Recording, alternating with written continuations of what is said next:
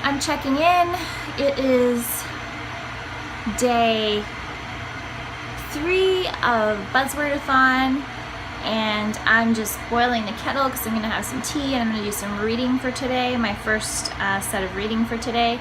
So I just wanted to check in and chat a little bit about the books so far. The Lie by Helen Dunmore is great. I'm really enjoying it. She kind of interweaves a kind of manual that the soldiers got in World War I into little snippets before each chapter, at the beginning of each chapter, which I find really interesting, how she's trying to relate something in that text to the greater theme of each chapter. I'm really enjoying the main character. He's very he's one of those anti-heroes in a way, self-deprecating, but you tell he has a good heart, but you tell he's kind of gone down the wrong path. And the supporting characters are really great as well. So I'm really enjoying The Lie. And then The Lying Tongue is coming along well as well. It started off a little shaky, I will admit. I wasn't a huge fan of the beginning of the book and the establishing of the main character. I can't say a lot about this book because it would spoil things, I think. But the weaving of the characters, and you are going back and forth and wondering who's actually the bad guy, who's actually the good guy, that's happening. So that's kind of interesting. I wouldn't say there's anything very it's sort of suspenseful, but I wouldn't say it's like extremely suspenseful, and I'm not really a suspense reader, so it's good, but it's not, there's nothing particularly thriller-esque about it at this stage. It's more mysterious and interesting. The plot is interesting enough that I want to find out what lies beneath, basically. And then City of Lies, I am enjoying it, but I would say that I'm not a huge fan of the narrator. So the information is interesting. I kind of wish I was reading it in a hardbound book, just because it's a little bit difficult to follow the terminology of Iranian political society and the types of regimes and the types of anti-regime organizations, because I'm not super familiar with the history and structure of those over the years. So yeah, it's a little bit challenging for me in that aspect, to listen to them rather than reading them, and really being able to sit and like maybe slow down my pace so that I can really understand things. And there's not a lot of back history introduced. So if you don't know a lot about Iran or Tehran, then you may find it a bit confusing as well. But it's really more about the people and about the way the people live their lives within the regime. And so in that sense, yeah, it's really interesting. And the personal stories and how they're layered are very interesting too.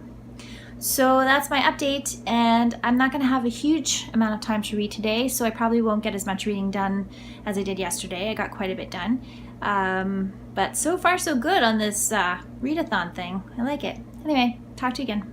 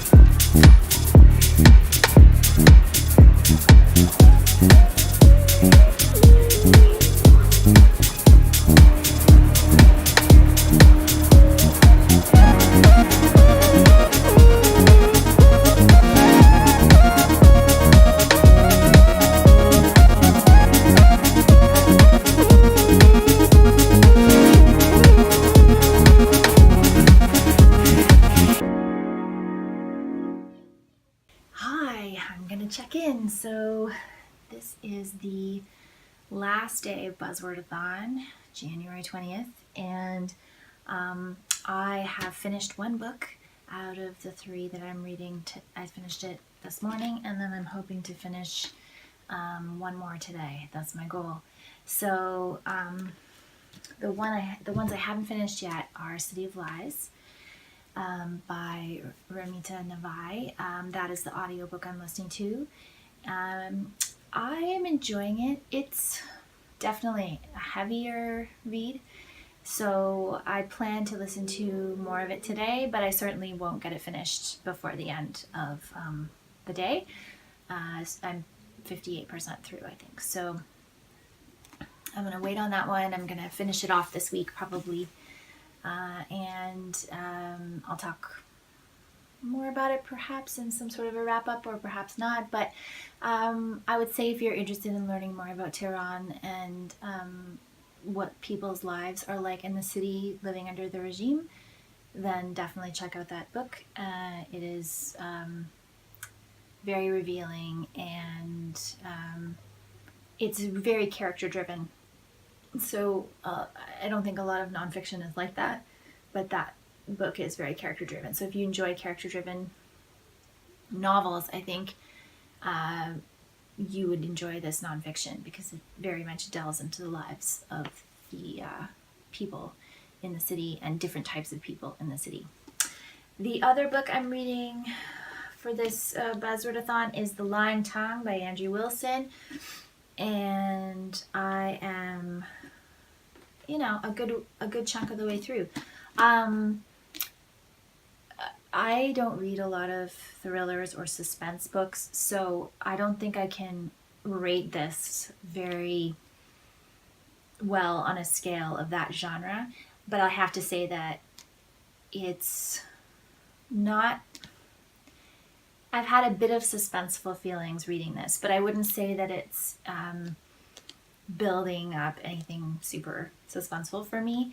I am curious, though, to find out how it ends and how the author's going to wrap this up, because he definitely takes the protagonist, or you think they're the protagonist and the bad guy and kind of crisscrosses them. So you really don't know who you are rooting for, who you want to be the ultimate winner. And yeah, I would say I have no idea who I want to ultimately be the one to get through and be successful in their mission. If I even know one of the characters, I'm not even sure what his mission is, but you know, it's definitely entertaining. It's mysterious. A couple things have happened that I thought were a bit unrealistic and glossed over. I think that this was written. It was published in 2007.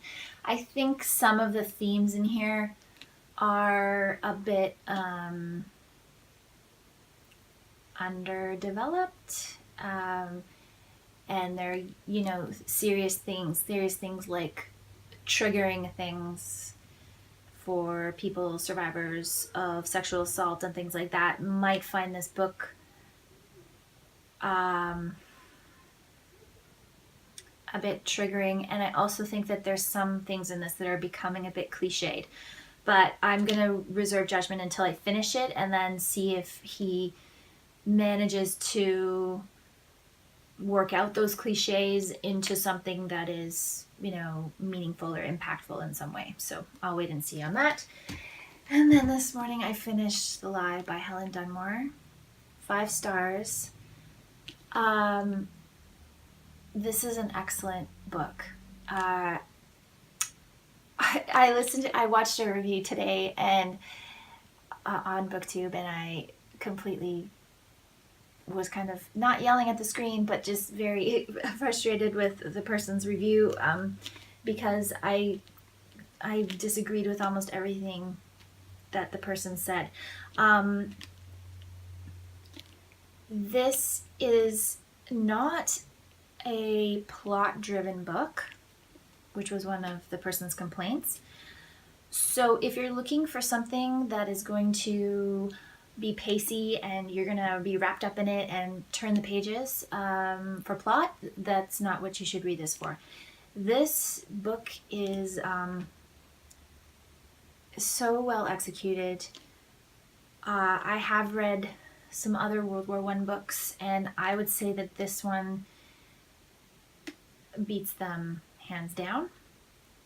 I'm going to talk more about this in a future video, which I know I said in my last reading vlog too, but I will go into depth more in this. But I would say if you love character-driven novels that explore the inner workings of you know, the characters and really are multifaceted. I mean, this book has so much in it, it probably actually deserves its own review all by itself. So I may do that because I liked it that much, and I think Helen Dunmore's writing is very beautiful, very sympathetic, very insightful into the inner workings of people and into the inner workings of, in this case, a very specific time period in the history of